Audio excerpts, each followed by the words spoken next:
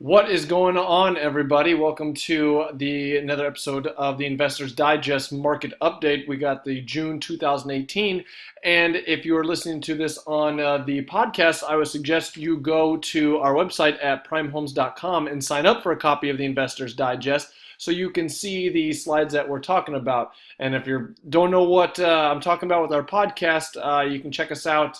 The podcast that we just launched, it's called The Investor's Journey. We go over the tips and tricks that we use inside of Prime Homes to run our business successfully. So we'll go ahead and get started with this. So the main numbers were the average sales price went over 270,000, which was a 5.49% increase from year over year. And if this is the first one you've seen, YOY stands for year over year. Median sales price shot up extremely quickly this year, and it actually happened about 2 months sooner than it normally does. Usually the July numbers are the highest, but this year May shot over last year pretty quickly, and we'll see that on the next slide. But this was almost a 7% increase from this time last year. Total sales, 3,091, was actually a little bit of decrease from this time last year, and what I think is attributing to that is the fact that we are having a very tight housing market where people are wanting to sell, but there's just not a lot of homes. We're running out of homes to even put on the market for sale. Average rents increased by almost 1%, just shy of 1,500. In April employment numbers, now I got to remember sometimes the places that I pull these data does not always update every single month. Sometimes it'll be a month or two lag between them, and the employment data is usually the one that's always behind. But with just over 1.15 million people, which is a 3% increase from this time year over year, and we gained 4,500 jobs.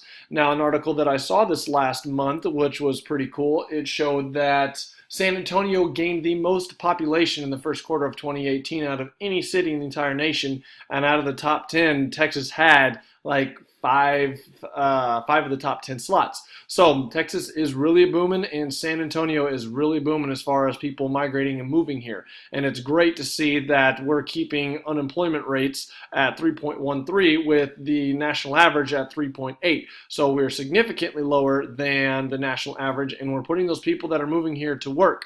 And this is actually a decrease by just 0.33 from last month.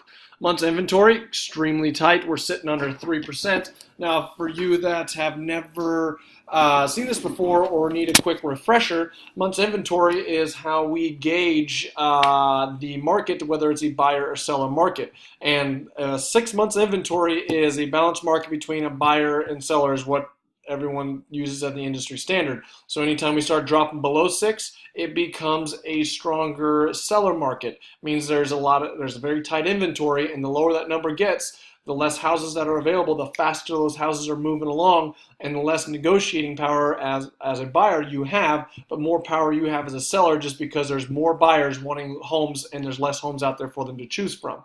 So that's good if you're a seller, bad if you're a buyer, having low months of inventory. But having those low months inventory really push prices up because those houses are really moving quickly. There's a little bit of a decrease from the previous month, but I mean, well, that's really good depending on if you're a buyer or a seller at that time. But this was a 3.3% decrease from last year, so that's good as well. Now, here's your median sales prices over a period of time since 2011 when they bottomed out, and you can see we've significantly gone up. And we're heading into another strong summer. And where I was saying is I'm going to have to add 220 to this, because last year we did not cap out at our high until about June, July. And this year we surpassed last summer by a large margin very quickly. Because you can see last year we really didn't pass it until June, July of last year, but now we've already passed it in May, and we shot past it pretty quick. So it'll be interesting to see if this keeps going and what next month brings. But housing is really getting hot. Values are really climbing. A little bit concerned as how fast they're climbing, because when you look at this over the period of time, we've been averaging 4 or 5% or 5 to 6% year-over-year increases, with the historical average only being 3 to 4%. So we've really kind of been up there and going higher and higher and higher every single month. So I'm wondering when it's going to eventually kind of top out, and we might necessarily, I don't think we're going to see prices fall by any means, but I don't think it can keep continuing to increasing at this rate for very much longer. But only time will tell, so we'll kind of see. Monthly rents, another thing I didn't talk about is the reason this goes up and down, up and down, up and down. These are real estate cycles.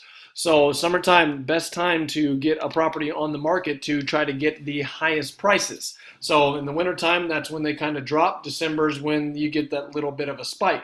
So if you're getting your renovations, kind of plan them out that you want to have them hit the market April, May, June, July, before prices start cooling off as we start heading into the winter.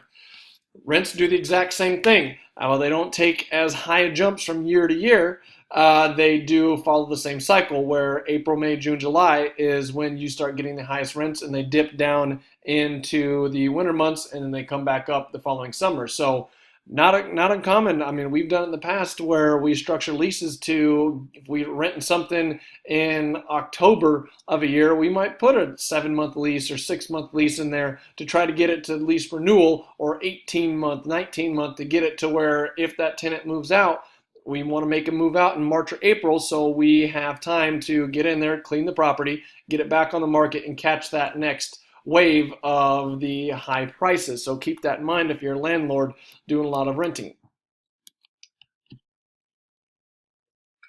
I do track the 20-year employment, and you can see how long we've been bouncing around here in these bottoms, and you can kind of see between the dot-com bubble, once we got down to the 4%, how little time we stayed there and how fast we shot up. So this is something I constantly track because I want to see how fast these, if the unemployment really starts increasing, it doesn't take long. Between April and September, you're not talking long before those really start increasing up. So I think it's an early indicator that I want to continue to watch, that if we start seeing unemployment spiking month over month over month, I would expect to see real estate prices starting to be affected in a short time after that. So I think that is an early indicator, so it's why I watch that and I do present on that.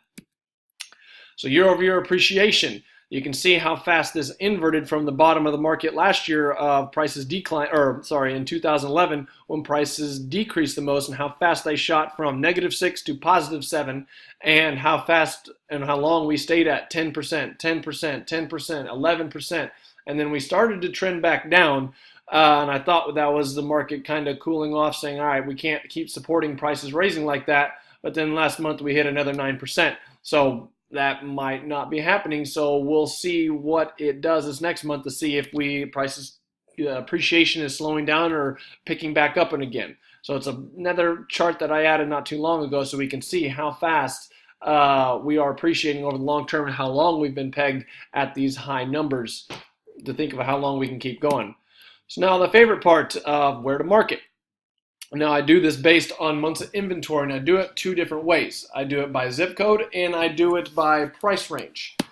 So the first one I do is by price range, and you can really see San Antonio, how anything under 200,000 is, and now this is all of San Antonio MSA, so that includes Bernie, Fair Oaks, Stone Oak, up to New Braunfels. So in the price range between 150 to 200,000, there's only 1.6 months of inventory. That is not a lot of inventory at all. And if you are a real estate agent or try to represent a buyer in that price range, you don't have negotiating power. I mean, you go in and that property, if it's a good property, staged well, it's clean, it's maintained, it goes on the market, there's no negotiating power. More than likely, they're going to get above asking price, enter a bidding war, and if it's FHA, they might be the ones to bring them down. But that is a very tight housing market, and even up into the 250. This price range, the jump between where we would see a 1-month climb, used to be between 200 and 250, but now those appreciations really push those price ranges up to where that big jump does not happen until the 250, 300. So for us in our business, we try to focus a lot of our housing in this price range of the sub 250,000, because we believe that in the event that an economic depression starts to happen or housing prices start to cool off, this is going to be the last area that starts getting affected. These sub $250,000 houses, where these will get affected first and start trickling back into these numbers. So we can offload properties a lot quicker in those price ranges versus the higher prices where you have 3, 4, 5 months of inventory. So now the best zip codes. This is another thing that just astonishes me of how hot our market is. And by looking at some of these zip codes, now familiar with San Antonio, 78240, 249, 244, 250, 251 is not on here anymore, but it's right underneath this, 233. Those are very large zip codes that are very, very heavily concentrated in housing with not a lot of room to build. To see these low months of inventory in there is just crazy. So now, why would this be important to somebody? This is important because low months of inventory like this means there's a very desirability to own homes in those areas where a lot of supply and demand, where there's a high demand and not enough supply, so that is pushing prices up. So if you're buying properties, renovating in these neighborhoods, and by the time you eventually go to list, there's a pretty good indication that your property might be going up $1,000, $2,000, $3,000 by the 3, 4, 5, 6 months that your rehab's going along. From when I started doing this zip code this market report and tracking this information, 78247 is a zip code that is just east of 281 inside 1604, and it's always been in the top 10. But when I first started doing this about a year and a half ago, this zip code was in the high 180s. So, I mean, we've gotten almost 20,000 in appreciation that year and a half just in that zip code alone, just because it's been so desirable. It's had low months of inventory constantly, so that supply and demand, trying to find its equilibrium of that 6 months of inventory is pushing prices up. So if you're investing, doing your marketing, these are a great zip code to target to try and find your next renovation, wholesale, rental, whatever it is that your investment strategy works towards. So now the worst zip codes. Now, this isn't to say these are bad zip codes by any means, because I've had that question a lot of just saying, like, why this is such a bad zip code? Why does nobody want to invest? Now, keep in mind, when I say the 6 months inventory is the balanced market between buyer and seller, meaning if it's like 5.797 is right in the middle. So that is a balanced market between buyer. There's not too much inventory, but not too little inventory as either. But now you start dropping into these other ones and they're sub 4. So there is still a good demand for property in those neighborhoods. But where this information becomes important and why you need to be checking this when you're taking on a renovation is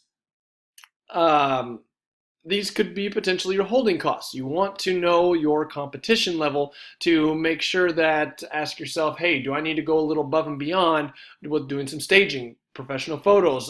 Do I need to do a little higher innovation? Do I need to put a different backsplash to kind of set my building apart or my home apart from all of my competition? Because it's a lot better to pay an extra $2,000, $3,000 in a little extra staging, a little extra renovation than to go 3 months of extra interest at 14%, 12%, whatever it is that you're paying for your money at a $300,000-$400,000 loan, because that in itself is, I mean, the holding cost could be $2,000, $3,000 a month.